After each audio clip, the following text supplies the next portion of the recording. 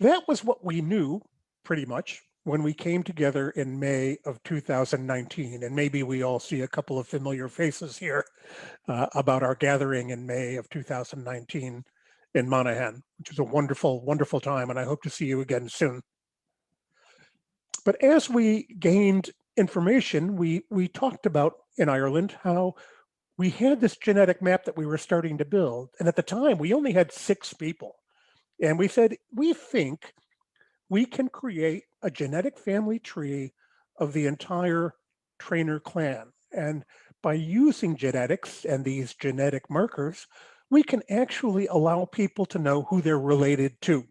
So if your family left Ireland 100, 200, 300 years ago, we might be able to use this genetic tool to say which family you originally belonged to and to help to reconnect John, trainers around the world. Yes. just a quick one. Can you expand your presentation? You're showing the preview and the preview. So I'm sorry. Can you bear with me for one moment? That's all right. I mean, I'm showing the wrong slide. We can see it. It's just shrinking. I'm going to stop share for a moment.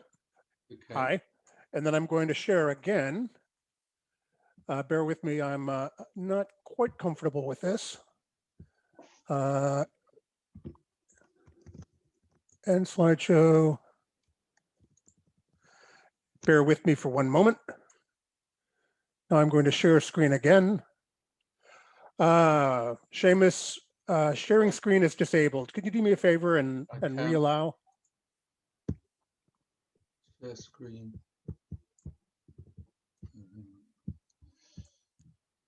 Bloody systems. I think, do I have to make you the host again? Okay. Not yet.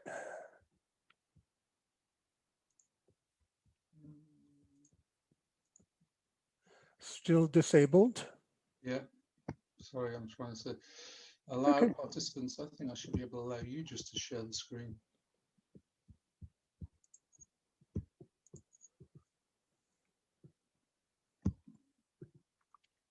I'll talk a little bit while we're waiting.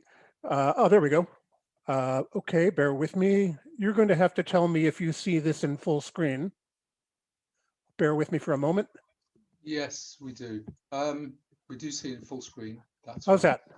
Yeah. Okay, I hope this is better. So we only had 6 people, and we hoped that we would be able to actually use this genetic information to reacquaint people with who they were connected to and what the family tree of the entire Treinfhir family looked like. And over the course of the next 18 months, new people joined the project. We got new tests taken, and the tree began to expand. And we learned new things with every iteration through the tree. First of all, we learned that there were 2 separate branches of trainers.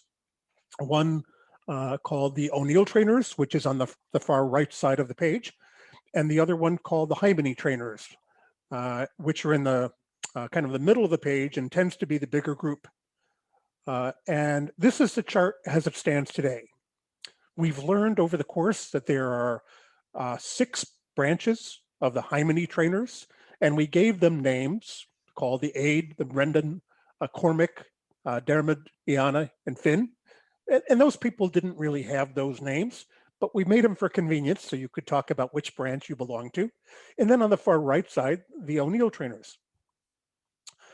And by learning that, we also were able to start to say which branches of the Irish families were connected to each other. So for example, the Becken and the Brynies and the Rose and the Figaharleys and the Miles are all members of the Aid branch on the far left side, whereas the Brendan branch contains trainers who may have been in Antrim or Tyrone or in Carrick.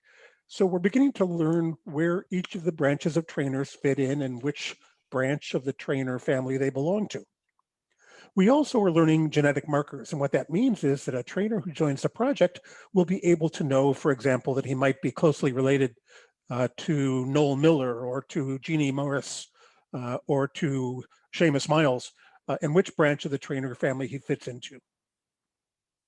And if you're interested more in getting into how this has developed over time, you're welcome to go to the trainer website, trainer.org/trainer-DNA. And a copy of this presentation will be made available on the Trainer page later on. The other thing that we learned was that we actually came from a sudden branching within the Hymenid trainers, a sudden branching of the Treinfhir family.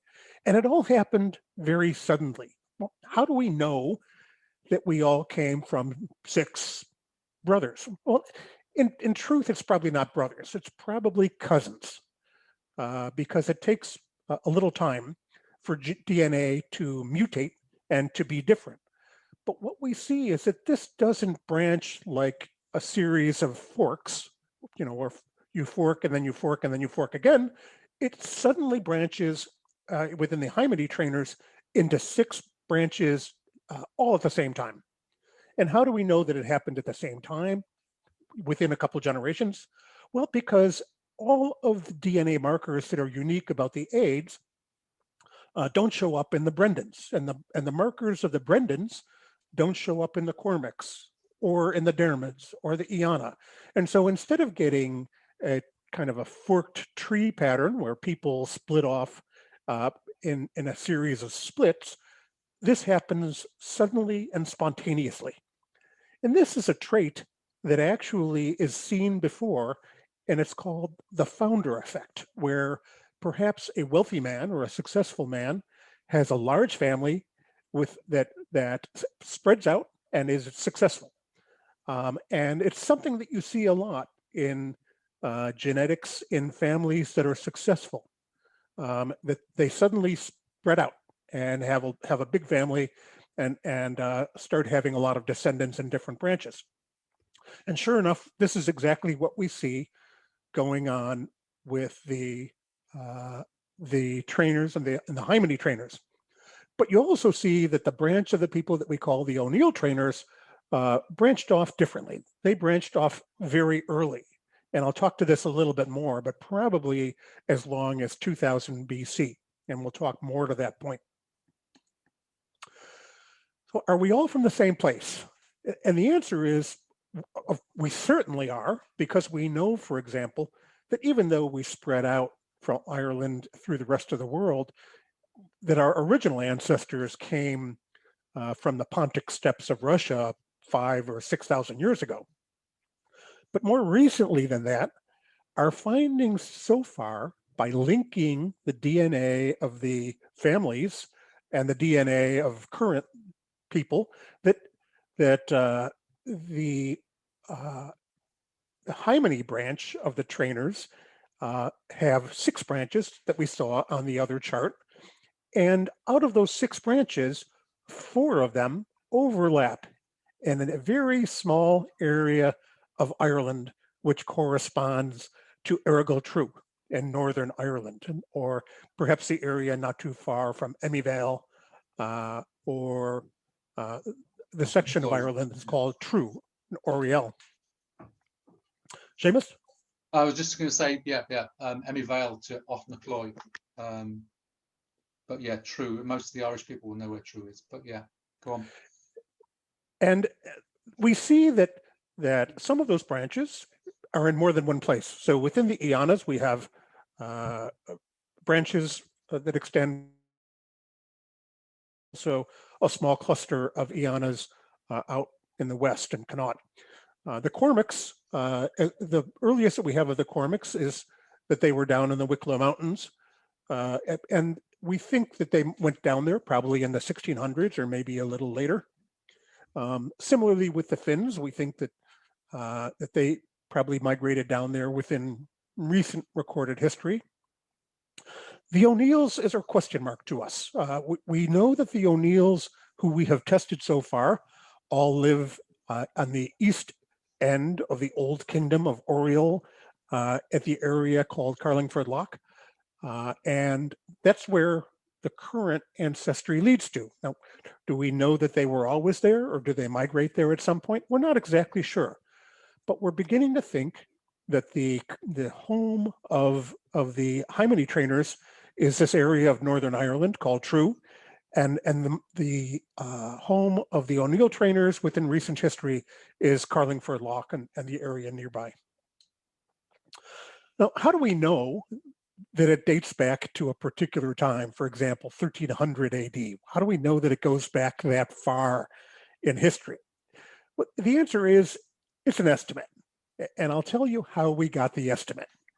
For example, if I look at the time between the time we all had a common ancestor and all of our DNA was the same with one person, and today, and I look at my branch, which is the Miles branch of Seamus Miles and myself, we've seen about 12 unique genetic mutations compared to other people that are different for us.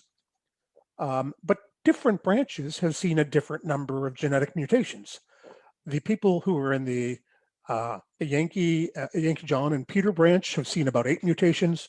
Some groups have seen as few as 3 mutations that are unique and different to them.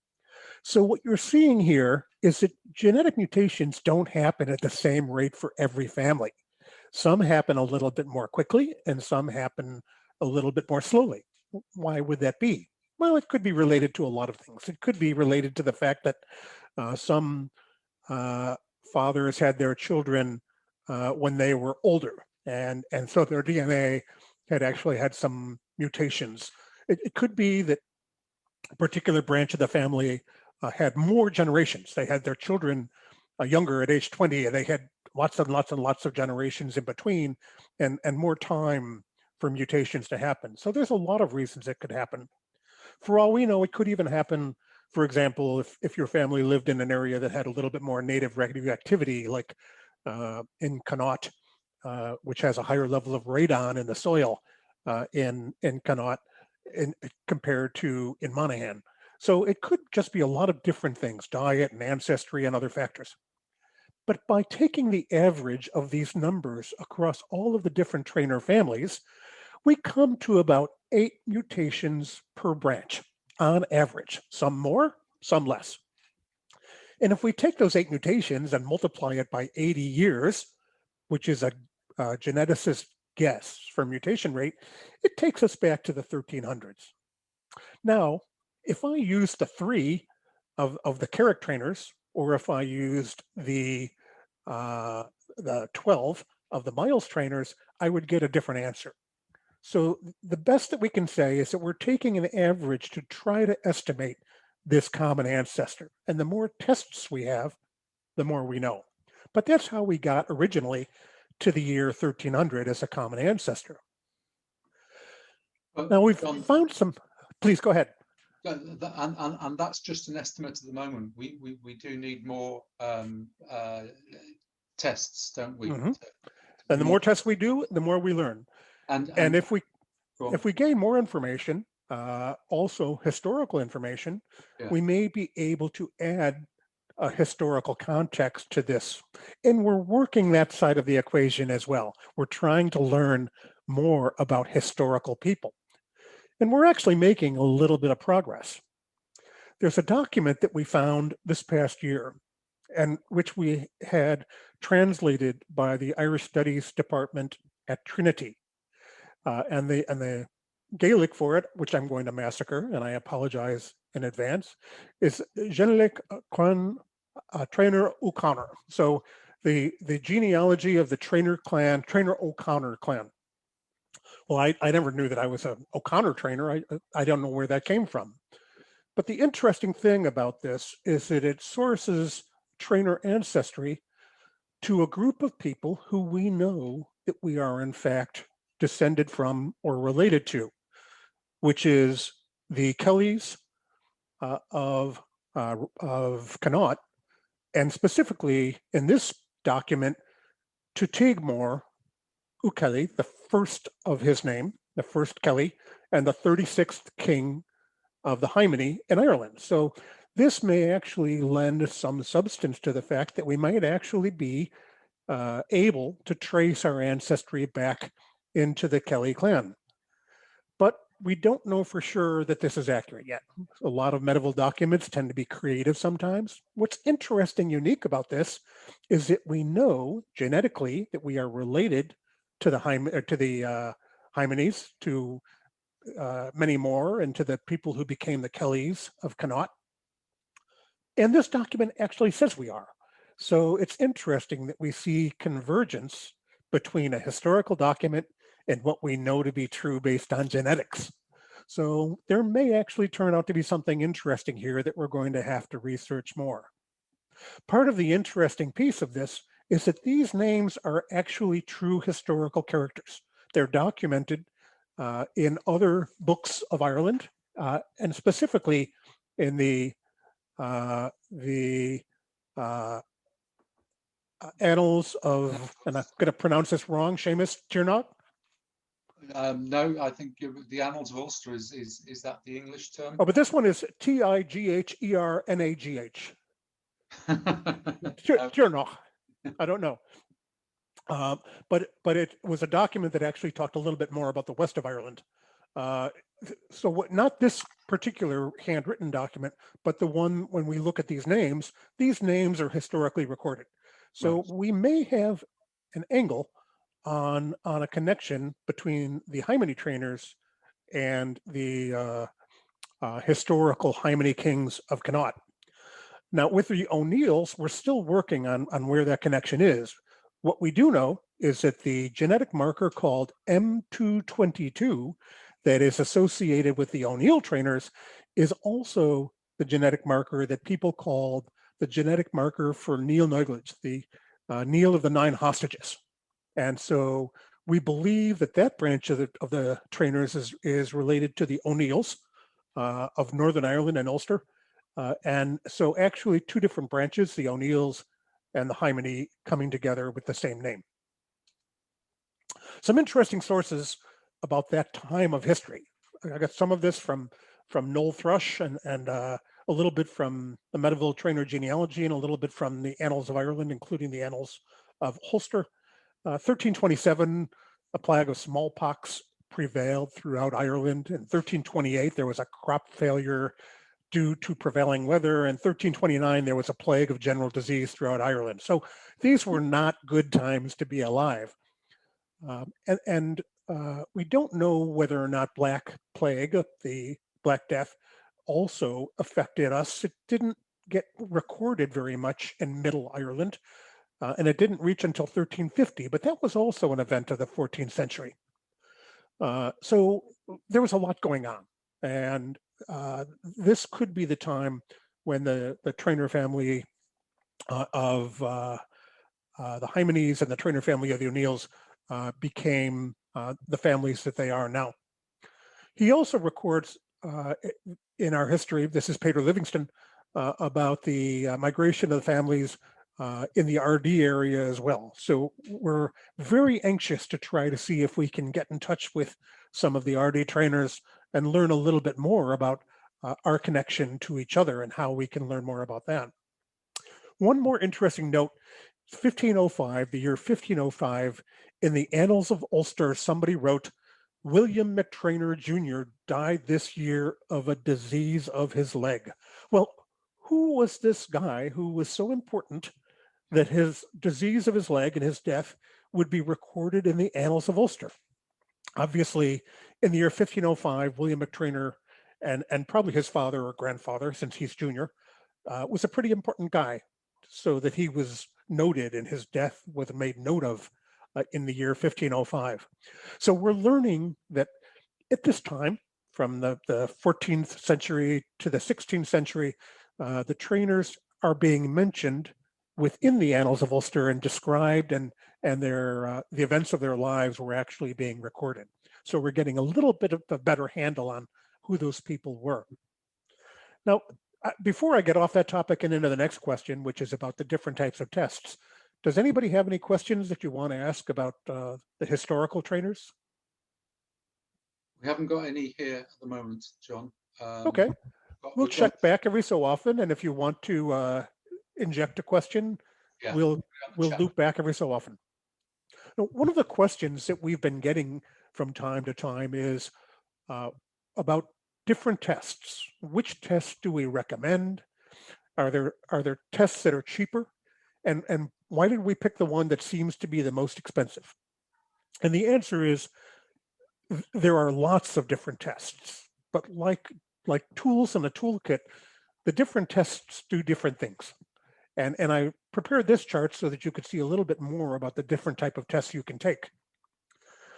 For example, there's a company called 23andMe that does a test that describes some information about maybe who your cousins might be by using that thing that we call autosomal DNA, which is DNA of all your ancestors.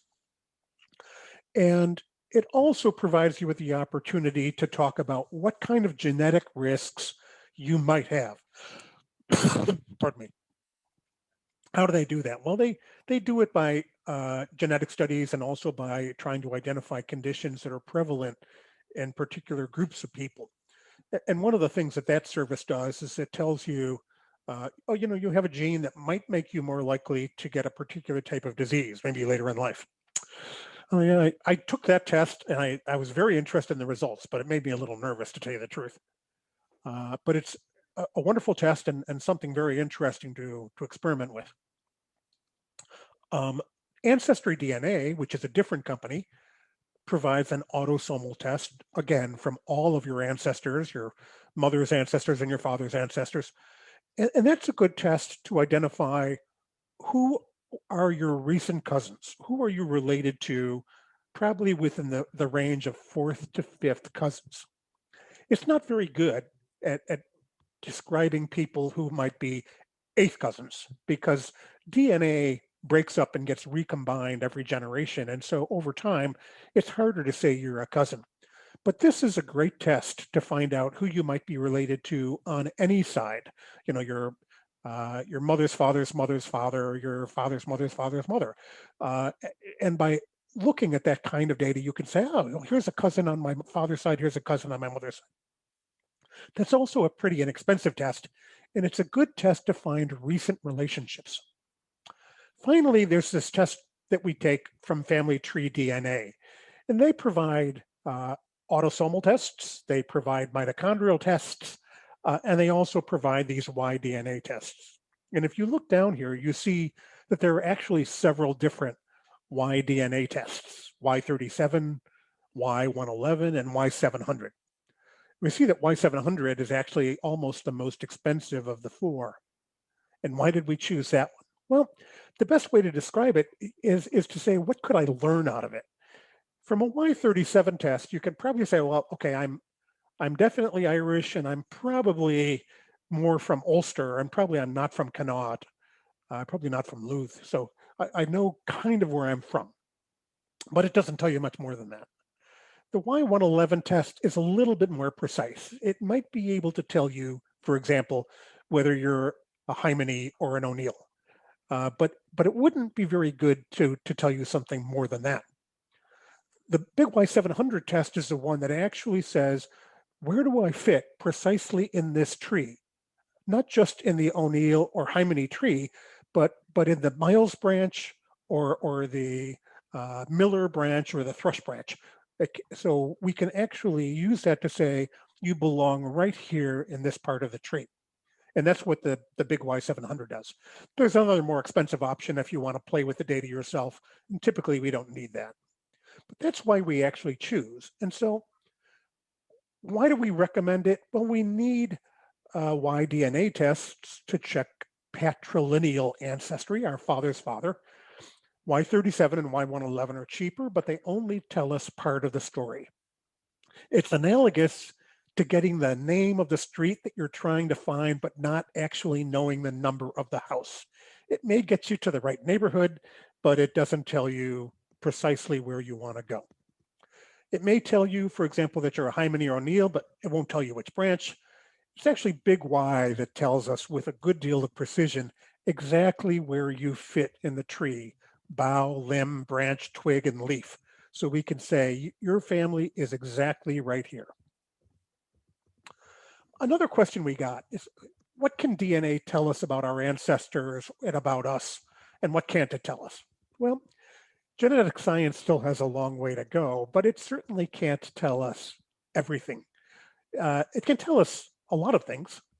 It can tell us, for example, who we're related to on any side of our family if we do an autosomal test, probably out to about the fourth or fifth cousin range. It can tell us whether we have a predisposition toward a certain medical condition. Not a guarantee, because it's always a probability, but that you might be more subject to a particular condition with a test with 23andMe. It can tell us about the ancient history of our mother's mother's mother's mother by using mitochondrial DNA, which is a fascinating area of study and allows us, for example, to know even what parts of Europe or what parts of the world our mother's ancestry came from. And it can tell us about our father's ancient DNA, as we've been talking about here today. It can even tell us, for example, which parts of Ireland our family probably came from. Now, this is a result of my test with Ancestry DNA. And all these little circles that you see on this map describe uh, places where pieces of my DNA have been found in other people. And the fascinating thing to me about this chart is that I can actually identify branches of my family and where they came from because I know a little bit about my family history. My father's mother was actually old American colonial British. And I can see from this map that actually she was a lot of Scottish and Welsh more than anything else. But I can also see that parts of my trainer, including of my family, including the trainers, or including my Grogan families, or including my Maguires and my Cannellans, I can actually know myself what part of Ireland each of those branches came from. Because I know, for example, that my Cannellans were from near Carrick on Shannon, and I know that my Maguires were from uh, um, the Shannon River Valley. So I can pick out from this map where they came from. And it's actually a kind of an interesting science that they can say, if your DNA tells me that part of your ancestry came from this particular part of a Connaught or this particular part of Ulster. What it can't tell you, it's not going to tell you whether you're above average or you're good looking or anything that's maybe more subjective than that. It can't even really tell your exact eye color or hair color or your height, how tall you are, because actually many different DNA genes combine to determine that. You may be likely to have blue eyes, but it can't guarantee by looking at your DNA that you have blue eyes. That's really interesting, John. That bit, yeah, because everybody says that your DNA tells you exactly where you are, but you can't even tell your eye color or guarantee it, and your hair color changes. So Exactly. And this is an important thing about DNA is that there are actually lots of different genes that control what happens to us and what we look like and who we are. And those genes interact together. So it's not what's one gene that controls eye color or hair color. It's actually how different genes that you have interact. right, Another question we received is, how can we see how closely we are related between the O'Neill trainers and the Hymeny trainers? And we do know that answer. While Hymeny trainers and O'Neill trainers may have married, even in the recent past, a Hymeny man may have married a O'Neill trainer woman or vice versa. The person who was a common male ancestor all the way back in both lines, father's father's father's father's father, from whom both male lines are descended, probably lived a very long time ago, probably around 4,000 years. And the families that we call now the O'Neill trainers and the Hymeny trainers probably divided around that time that we came to Ireland and spread out. We're still learning more about the O'Neill trainers. We have fewer test results from the O'Neills, suggesting that it may be a smaller family. But we are also trying to recruit more trainers from for example, out in the area of Carlingford and even trainers from other areas to try to learn more about where they may be and where they may have come from and what their family history tells them. But those O'Neills that we have so far, we've tested back, as I said before, to homeland surrounding Carlingford Lough, so the area around Rostravor and Carlingford Mountain on the opposite sides of the Lough. What can we tell about their sisters? Do you need male DNA to do the work, or can you find something out from female DNA? Well, female DNA is great, and we can do wonderful things to explore, but it won't necessarily answer this particular question about male ancestry, which is in Western society the way that names go, like trainers. Now, bear in mind, only 1 out of 32 of your great great grandparents was a trainer, probably. Well, except in Monaghan, you may have more than one. But uh, generally, your family, as you go back, has a lot of different names. It just so happens that we're focused on trainer because that's our last name. Women can trace their ancestry in several ways. First of all, it's possible to use those autosomal tests to identify close relatives. So, for example, the one I like is actually Ancestry DNA for doing autosomal research because they have a very big database with lots and lots of people in it. And you can find cousins that you had no idea that you might be related to, and they may know something about your family history that you don't know. So it's a wonderful opportunity to reach out. Um, and if you find a male trainer who's a cousin, if you're a woman and you don't have Y-DNA, uh, if you have a male trainer that you find as a cousin, you can ask that cousin to participate with you and to trace Y-DNA and figure out which family he belonged to. Also, women can do a great thing, which is tracing their mother's long history by looking at mitochondrial DNA tests, which we inherit from our mother's line. And I've actually done that research too. My mother was a Grogan, and her mother was a McGuire, and her mother was a Kelly, and her mother was a Cullen. And I don't know beyond that because we change names every generation. But the mitochondrial DNA type that I have is called K1C2, and it's not rare in Ireland. It's actually pretty common, but it's a female line that we know followed that same migration path from the steppes of Russia in the Indo-European migration. So I know that my mother's people are descended from women who walked with the men who came in that migration from the steppes of Russia into Europe and then ultimately into Ireland about the year 2000. But every one of us may have a different mitochondrial DNA path. It may be possible that your mother came from France, your mother's people came from France 3 generations ago. And so you can do a mitochondrial DNA test that tells you a lot about where your mother's people might have come from, which is a great test. One person said, our report says that we're 95% British Irish, 3% Viking, and 2% Southeastern European. How do they know that we're 3% Viking instead of, 50% Viking? And where in Southeast Europe did I come from? Can that be more specific? And how do they know Southeast Europe versus Viking? How do they learn that? Well, when you do those autosomal DNA tests, like the one that I showed you the map of earlier, uh, small sections of your DNA can be identified that are actually dominant in certain areas of the world. So, for example, in my test, I had a chunk of DNA that's very common in Wales. Another person might have DNA that's very common in the Nordic populations in Denmark and in Sweden and Norway. And that DNA is very commonly associated with Vikings and the descendants of Vikings. Similarly, another small portion of your DNA might be frequently seen in Southeastern Europe, perhaps in Croatia, so and nowhere else, pardon me, and not in Ireland.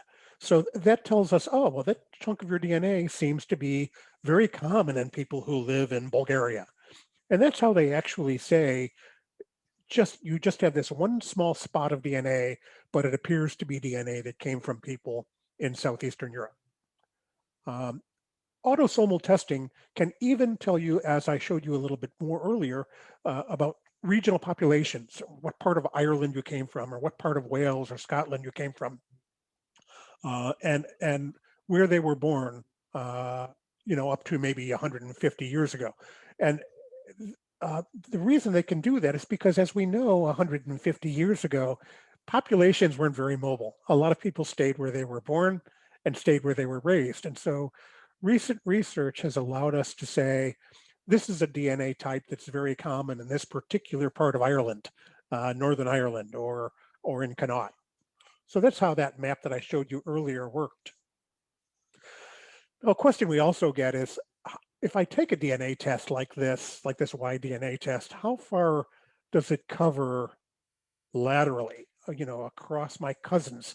Do we all have to take a test? Or if my test shows that I'm a Miles trainer, is that good for my cousins? Well, it's a little different depending on what kind of test you take. But if you're descended within recent history from the same male trainer, pardon me, one of my dogs is making a ruckus out on the balcony. Your DNA test will show almost no difference. So for example, Seamus Miles and I are probably fifth cousins based on our current research, but he and I wind up immediately adjacent in the Miles leaf of the aid branch of the Hymeny tree. So your fifth cousin and you will probably have almost identical research results that say you're almost identical. And what that means is you and your third cousin or fourth cousin can chip in together and take the test, and you're going to get the same results for Y-DNA because it doesn't change that much over time. However, for that autosomal testing, where you're testing your all your DNA from all of your grandparents, even two siblings can show very different mixes of their four grandparents. And for example, the question of how do I know that I came from Southeastern Europe? Two siblings can show different results. It'll probably show the same general results, but in very different proportions. And that's because two brothers or two sisters have a different mix of their grandparents' genes and ancestry. And so for autosomal testing, the more of your relatives who test, the more you might learn about your family. And the good news is these autosomal tests are actually cheaper by a long shot, like Ancestry DNA, which is something like $79 to $89, depending on the test, and a lot more affordable. So you and your sister may actually find slightly different results about she's got more of her Viking ancestry and you've got more of your Irish ancestry. Now, go ahead, Seamus. No. I was just saying that again. That's surprising where siblings can be so different. And in my family, we have I have four brothers and four sisters, so we've got a good sample, and we're all different. Some of us are darker haired and darker eyed. Some of us are blonde haired and blue eyed. And so it's fascinating to see how in one family you can wind up with a lot of different traits. I mentioned before I was going to tell you a story, and I'd like to tell you the story not because I want to talk about me, but because I want to illustrate a point about genealogical research and how we can use it to answer questions. The three primary tools of genealogical research, generally speaking, are family histories, which is basically word of mouth. Somebody told you that your great-grandfather came from here. Historical documents, and those documents include a lot of different things. Griffith's evaluation from the mid-1800s, the 1824 Tithe Appointment Book, the Flax Growers Book of 1796, church records, and many, many other documents, the Annals of Ulster, for example. All of those could represent historical documents that might be interesting and have meaning for you and your family. And then the third thing is DNA. So family histories, historical documents, and DNA. And much like the idea of longitude, latitude, and altitude that can help you to actually locate the exact position of an airplane, this many degrees north, this many degrees west, and 50,000 feet, these three tools can actually combine to help you triangulate on ancestors much more strongly than any one tool alone. I'd like to tell you a little story about how that worked for me and maybe how it might work for you as well. So, as I said, when I was young, I heard that we were Miles trainers, and I even heard about a guy named Thomas from Eshnaglaw sometime in the early to mid 1800s. But I really didn't know very much.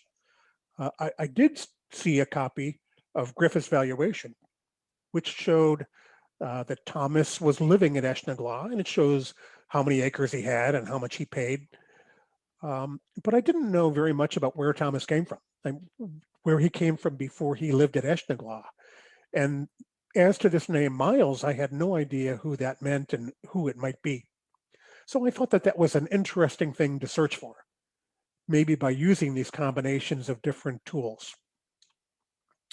And my Y-DNA test that I took, and later that Seamus Miles of Emmyvale took, confirmed that we were closely related to Seamus Miles of Emmyvale and to his nephews, Joe and Enda Fields.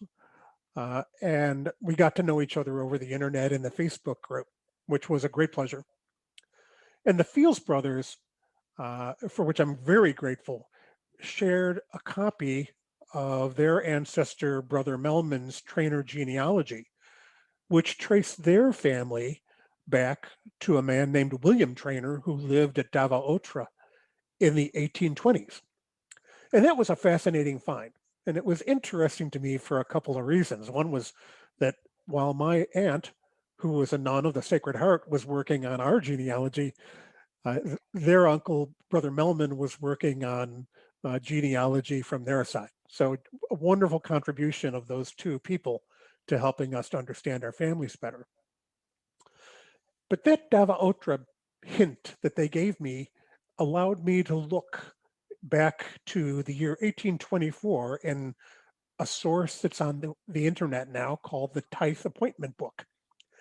And after a difficult search, and if you want to find out why it was difficult, I invite you to read the upcoming article. The book showed three men, William, Thomas, and Pat Treinor, spelled Trenor, farming small adjacent plots next to each other at Dava Otra in the year 1824, which is actually before Thomas went to Eshnaglaw. And this was a eureka moment because to me, the idea that three men with the same last name were farming small plots adjacent to each other suggested to me that in those days, in the penal laws, that land had been divided between the three brothers, which was a rule of the penal laws of the British that if you did not convert to the Church of Ireland, you had to divide your land equally between your sons. And here we have three packets of land immediately adjacent to each other at Dava Otra being farmed by these three men, William, Thomas, and Pat Treinor. And that Thomas, I'm convinced, was the Thomas who then a few years later went to lease land up in the hills of Eshnaglaw and probably turned over some of his land to his brothers. So that was a fascinating eureka moment for me to say, hey, this combination of genetic information and family history together with public records has actually helped me to find the connection between Miles Trainor's family and my family in Ireland. So the question remained, who was this guy Miles? We've got my ancestors and we've got Seamus Miles' ancestors, but none of them are named Miles. There was a Miles in my family, but a couple generations later. So who was this ancestor that we're all descended to called Miles? Well, one more source I was able to drill into, which was the Flax Growers List of 1796. And if you look at that list, it shows all the flax growers who registered, as well as the parish that they lived in. And in the year 1796, there is only one Miles Treinor, spelled M-Y-L-E-S, which is how we've always been told it was spelled. And when you look through the records and you find him, you find that he was located in Errol, which, by the way, I think is where Dava Otra is located. And I can't guarantee that Miles, who was growing flax in Errol in 1796, is the Miles, but the evidence to me is pretty compelling that he was the Miles who farmed flax at Dava Otra in the 1790s, and that Thomas and William and Pat were his sons, and they were born there, and they divided the land upon his death. And then later, I was actually able to confirm that this Thomas of mine was probably born in 1783 based on his death registration in 1879 when he died at the age of 96. And so he would have been living with his father, Miles, probably in Dava Otra at that point. And so this guy then is the eureka moment. He's the ancestor of the Miles clan living in Errol in the 1780s and 1790s, and the person who started the clan that today we call the Miles clan. Now, this is interesting to me, not just because it relates to me, because it was a wonderful example of how, if I lacked one of those three sources of information, the historical records, the family history, and the genetics, I wouldn't have found the path to this result, that I had to use all of them together and actually to find it. And by using those together, we actually wind up seeing the combined result. So that's the end of the presentation for today. I'm going to turn this over to you for a moment for questions and maybe for open discussion, if we'd like. But I invite you all, if you have not yet, to please go to the web and visit the Treinfhir.org website. And if you're interested in this story of the Treinfhir genealogy and Treinfhir ancestry, both for the Hymeny and for the O'Neills, to go to the page within that website called Treinfhir-DNA. And I also invite you to stay tuned for the next session that we'll do, as Seamus mentioned, and the upcoming release of the Treinfhir book, which will have more information that we hope you will all find interesting and enjoyable. With that, I'm going to stop and turn things over to Seamus, and maybe Seamus, if there are any more questions. There was a good comment there, John. You mentioned the appointments book. It is in fact the allotments book. Okay, thank you. Somebody on the system has put a link to it. There's a few others. Let's just see if we've got anything else. Just go up to there.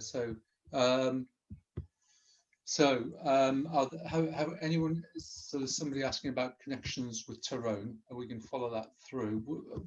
We will make this available on the Treinfhir site. We've got as a question: what can we as a group hope to do to fill in some of the holes in our DNA research? Do you want to explain that how we're sponsoring some people, John? Yes. In more interesting places. Well, yeah, I'm going to be frank with you and recognize that for a trainer, for example, in the United States or perhaps Australia, who have lost our connection to the Treinfhir family in Ireland, we may be more anxious or more interested in trying to find out where our roots are. I think for many in Ireland, if you live on the land where your ancestors lived, and you know that you were there for 200 years, you may not be quite as urgently interested in finding out where you came from, and so it may be a little different if for example, your family has always lived in the same part of Ireland than if you are American and you don't know your ancestry.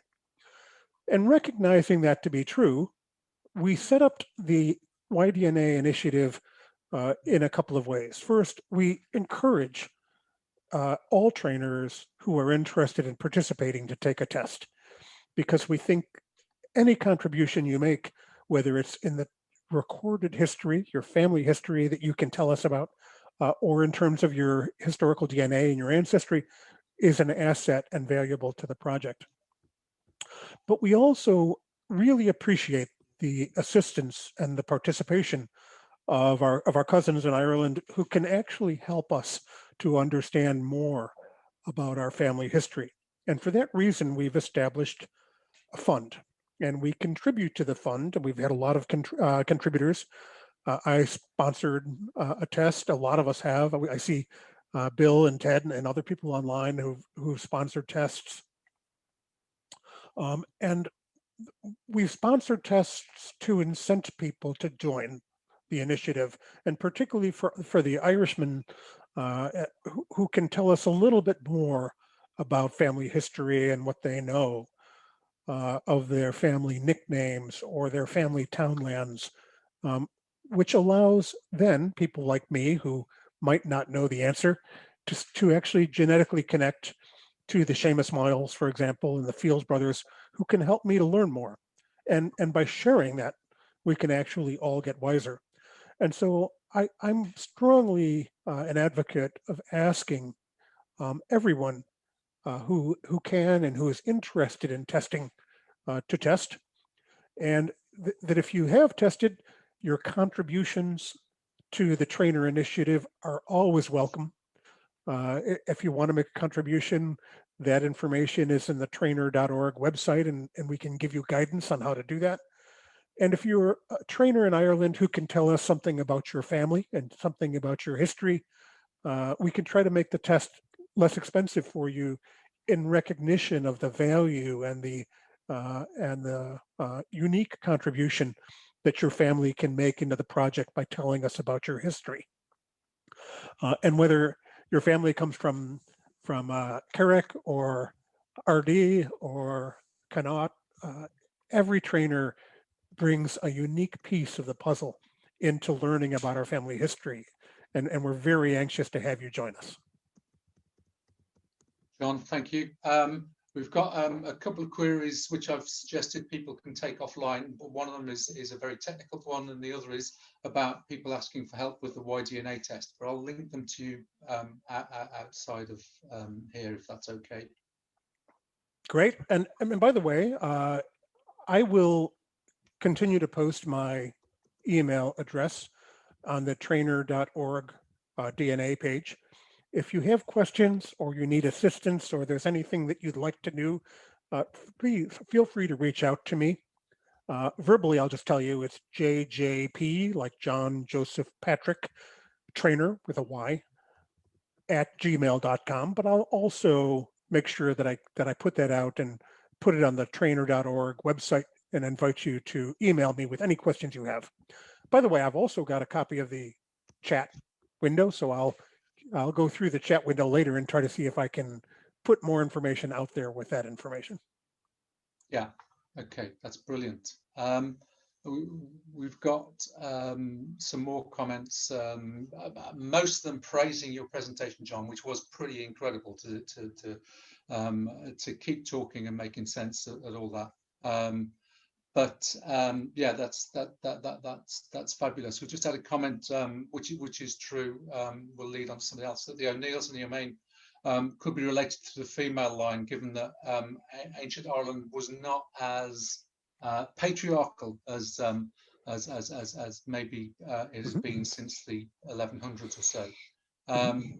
Right, so I'll just open up and everybody can give I know I closed you all down, so I've muted you all, and now if I can work out how to unmute you, then we can, right, you should all be able to unmute yourselves now, and I think we can give John a round of applause if that's okay.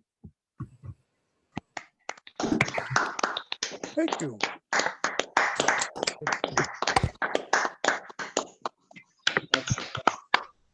Excellent.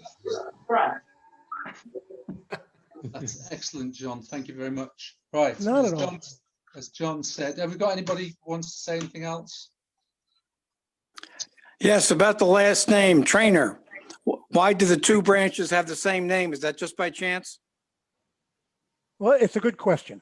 I don't think we know. But what I think we can say is that the word trainer, which means strong man, isn't uniquely Irish, by which I mean in England, a strong man might have been named Strong, or it might have been named Armstrong. It just so happens that an ancestor of ours who was strong wound up being named Strong Man, and his son was called Mech Trainer or O Trainer. It's possible that the name originated separately and distinctly in two different parts of Ireland, one with an O'Neill family and one with a Hymany family. And we don't know that for sure, but we think that's probably what had happened. It's always possible that we have a common ancestor in a different way. And for example, if way back in history, someone was adopted or brought into a family and reared in the family, they would still share the same name. Personally, from what I'm seeing in our history, it looks to me like that might not be the case, that this might actually be spontaneous emergence of the name a strong man in one clan, the strong man of the O'Neills and the strong man of the Hymany, two different men who just happen to get the same name. Yeah. Thank you. There's more work to be done there. Okay, right. Thank you, John. Thank you again. Our next session is in a month's time, Sunday the 21st, where we have the launch of the book project with some readings from people there. And then the one after that is an online Ceilidh just after St. Patrick's Day. And that's on March the 21st. I think they're on the same time. That by all means, keep an eye out on Facebook and join into the trainer website. Can I just say, everybody, it was a pleasure listening to John, and I think we can all be, we all left here knowing a lot more than we knew before. Absolutely. Well done. Wonderful seeing everyone. Agreed. Thank you. Okay. I'll leave it up. If I've unmuted everybody, and I think I've allowed you to go to videos. So if you want to catch up with some of the people or see we've had 47 people on this. Oh, great. It was 48 at the height. Somebody, Right. You obviously bored one person, John. God help you. I've been known to do it in the past. So that was brilliant. I'd love to. It would be great to see more people involved in the DNA project. While we're here, can I just thank Michael Trainer? He's on there. Michael's done most of the work on the website, and it's a great resource for us. And I suggest people would use it as often as they can. It's very, very handy. And if you've got something you want to put up on it, by all means, go to the website. In addition, as Seamus was saying, that the book project volume 2 is being presented next month, but we're going to be working on volume 3. So if anybody has any sort of stories, anything about their family, anything of interest, the first volume is on the website and you can access it there.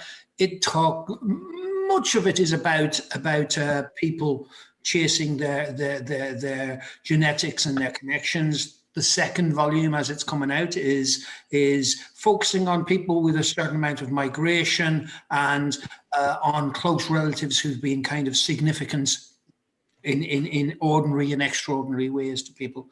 So if you've got anything along those lines, or even just want to interview somebody, anything along, by all means, contact us. If you don't know how to contact us, you're on the wrong website. Hey, this is Bill Trainer in New York. Hey, Seamus, thank you for doing this too. We really appreciate it. That's all right, Bill. That was a pleasure. Yep. Okay. And I just saw a question from Gerard about how to get access. Gerard, if you're still on board, I will message you and give you instructions, but I just pasted a link to the trainer.org website, and I will follow through and send you a link and correspond with you privately about how to get access. I do not see Gerard. Oh, no, Gerard's there. Gerard, I'll talk to you a little bit more later on. Just people interacting Good with to them. see my chatting Irish away, isn't it? relative. Oh, John, I do have a question. So I did do the Y-DNA test, and I found out that I have a Kelly that is very, very closely related to me, and in fact, it's another null. So, should we be pursuing the Kellys and other names that you had mentioned as possible DNA informants? Yes, I think, first of all, let me say we do have a contact within the Kelly clan whose name is Aidan Kelly. And Aidan is managing the DNA initiative for the Kellys in the same way that we're doing this project within the trainers. And Aidan is a smart guy and has been doing this for a while. And they're very interested in the Hymeny ancestry because they actually have this royal lineage that actually has a count of the Holy Roman Emperor in their lineage of the Kellys of Connaught. So they're very interested in that stuff. But the only thing that I would give you a caveat on is that when you look at the Y111 or the Y37 or the Y111 tests, it's possible that you may see a Kelly show up as a match in those tests who doesn't show up as a match when you do the big Y. And the reason for that is that it's kind of like playing liar's poker. If you have a dollar bill and I have a dollar bill and every dollar bill has a serial number on it, and I read a couple numbers, they might match the numbers that you've got. But if you read all the numbers that you've got on your dollar bill and I read all the numbers that I've got on mine, then you know that it's not a match. So every one of us, pardon me, in a very basic Y-DNA test, like a Y37, will show a Kelly who matches us. But it may not be a close connection, given the fact that we know we separated from the Kellys at least 1,000 years ago. We don't know for sure how far. So what I would encourage you to do is check to see if you have that connection to that Kelly in your big Y matches. And if you do, then there's something interesting there, and I would certainly pursue it. Because it might be a family relationship thing. But I know, for example, that when I look at my tests on a kind of a Y37 level, I wind up with a couple of Kelly matches that disappear when I go to a better test or a deeper test. I hope that's clear. Yes, it is very clear, and this was a Y111 test, and I don't think he did a Y700 test, and so the clues end there, I guess. Well, I think that's one of the things. If you want to take that offline, I'd be glad to work with you on it, and maybe we could try to hunt him down and see what the connection is. But you may wind up with some Kelly matches because we are related to the Kellys. But this is why we encourage people to do the 700, because when you take a Y111, you might look like a connection, but then you take a big Y700 and it turns out that the connection is 1,000 years old. Good. Thanks. I'll get in touch with you. Okay. Marty, thanks so much for the presentation. But I had a comment about Aidan. When I talked to him a while ago, he said that he estimated that we are 40th cousins. So that tells you how far apart we probably are for the Kellys. Now, there's kind of an interesting question that's emerging. Let me talk to that for one moment. Aidan and I are having a conversation right now about that very topic. And the reason is because we recently found this document, which we don't know whether to believe or not. And that document traces our family relationship into the Hymeny Kellys. And this is for the Hymeny side, not the O'Neills. Traces our relationship back to the Hymeny to this Tag Moore O'Kelly in about the year 1000. Now, that's a more recent connection than we had thought before. We used to think that it was 500 AD. So I sent that to Aidan Kelly and I said, hey, what do you think about this? And he said, oh, I don't believe it because it should be 80 years or more in every mutation, and that would be back around the year 500. But there's an interesting thing about this document that I showed you earlier, which is the Irish handwritten document, and that is that whoever wrote this knew that we were related to the Hymeni, to the Kellys of Connaught, because it traces our ancestry back to a king of the Hymeni. Well, if it was 1,000 years or more, how would he have known that? It probably would have been very difficult for someone to know. So we're wrestling with this and trying to figure out, when did our family really branch? Did we branch at the year 1000, around the time of Teg Morrell Kelly, or did we branch away in the year 500? And this is something that Aidan and I are wrestling. So I wouldn't say that 40 generations number is gospel. Aidan and I are still trying to thrash this out, and that might actually be the next topic that we come back to you in 6 months or a year with a presentation about. Okay. Yeah. All right. I think we'll look forward to that, John. Yeah, answering some of the more awkward questions about the trainers. Great. Okay. I think have we got any more questions there for John? No. Right. I think that was a fabulous presentation, John. We'll save it and make it available to people on the website. And there was some lovely to see you all, and we'll catch you all in a month's time. All right, share that with everybody. Take care. Thank you. Bye. Thank you. very much. Thanks, Wonderful everybody. day. Bye-bye. Fabulous. Happy Bye-bye. weekend. Bye. Hola. Bye-bye, yeah, hola. Bye.